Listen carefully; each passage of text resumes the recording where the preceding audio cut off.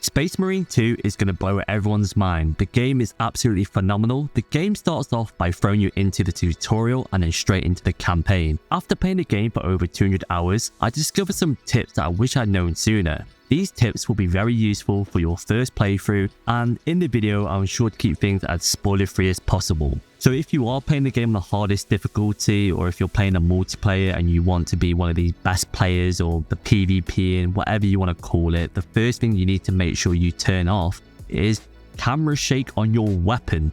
I'm not really sure why it's on at default. If you go to shakes, it's on default, and you can see here when I'm using this weapon, the fusion sniper rifle, it just shakes everywhere, and after a while it's going to give you a headache.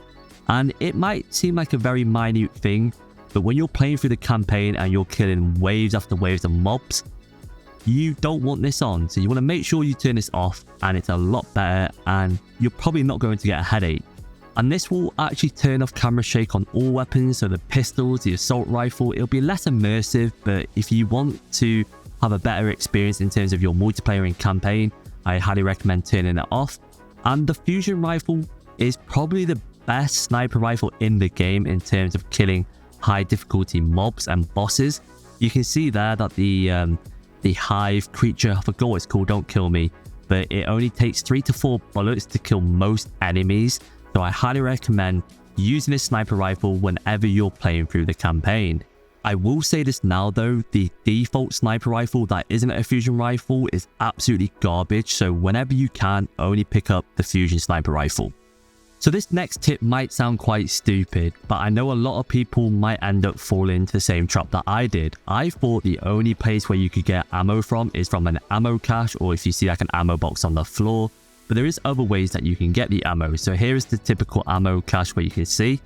But you can also destroy these boxes in front of you, and they also drop grenades, different weapons, and also ammo. So you can see here that I dropped 2 grenades, but you can also drop stims if you go over to another location where there might be more boxes. So make sure you destroy all boxes whenever you walk past them. The next tip is when you're playing through the PvE mode, there will always be one little collectible that you need to find in the game. They're called an armory data, and they're really useful because you can basically use them for armor resources and upgrades. And if you don't know what they are, so basically when you play the PvE mode, you pick a character. So I'm currently playing the sniper character, and they can be used to basically upgrade your skill tree.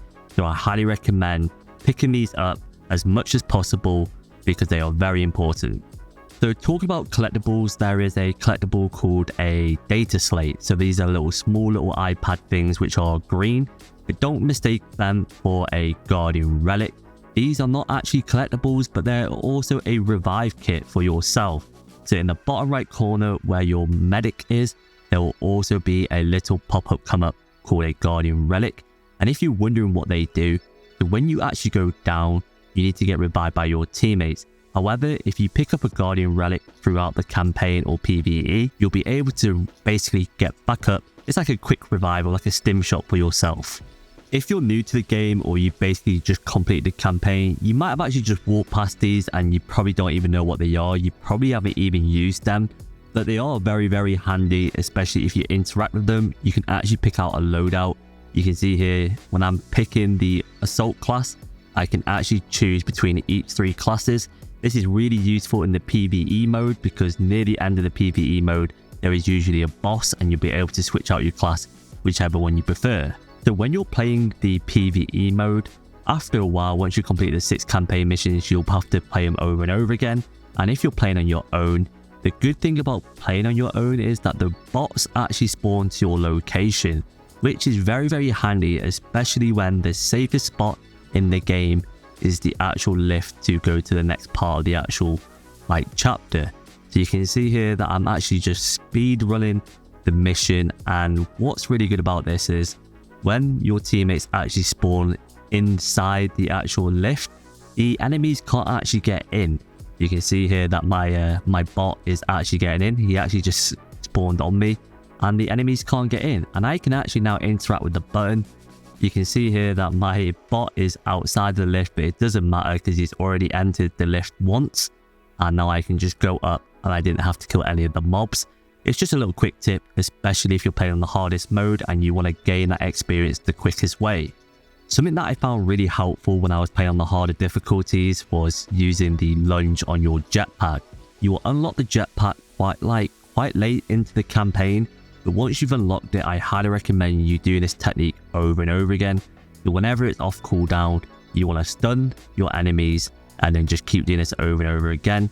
And when you start to take quite a lot of damage, you can see here I actually do mess it up and the enemy does take all my armor plates off me. And you can see that the enemy is shredding me. They're going to go up in the sky and I do damage to him there. And you can see I've got to dodge some of these bullets. But the quickest way to get your plates back is by executing the enemy. And you can see in the top left corner that I actually received them back, which is very, very nice, especially on the harder difficulties. And the last thing I want to mention is your actual game settings. So you can also turn off motion blur. You can turn off shake, which I've already mentioned. Make sure your FPS is more than 60 if you're on PC.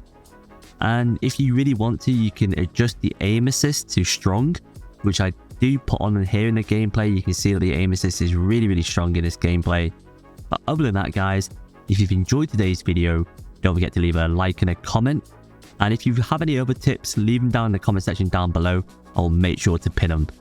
And the last thing I want to say is that this video was very heavily PvE and campaign related. I will later on make a video more related to the multiplayer. Peace out, guys.